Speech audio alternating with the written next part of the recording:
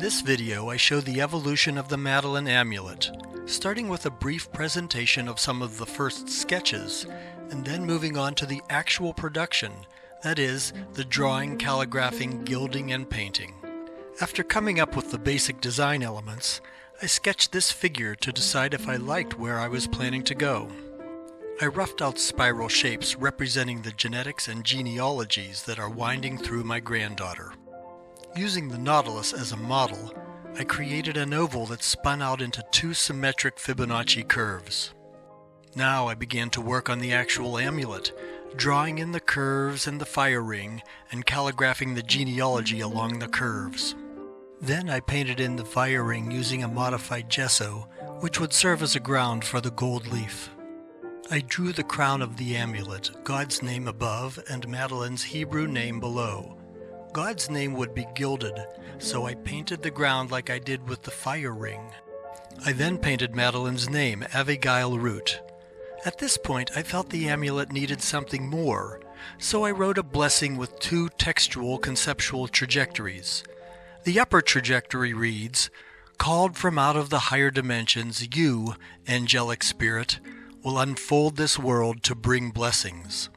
The lower trajectory reads, "Called from out of the genetic matrix, you, Madeleine, have entered this world to bring blessings." I calligraphed this with colored India ink, and then highlighted the text primarily with yellow India ink. Now I began gilding the name of God. Here you can see the first step with all the excess gold still in place. Here's the completed crown, and now, panning in, I show the stages of its creation.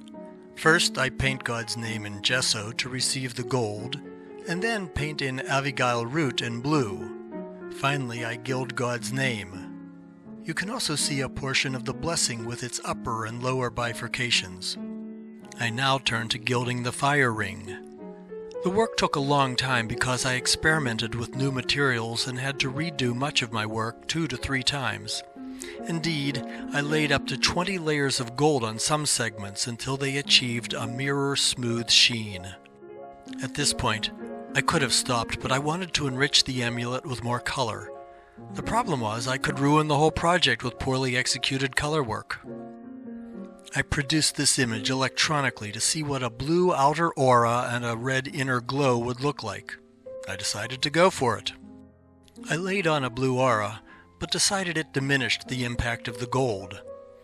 I removed some of the blue, but then decided the aura needed to extend out further.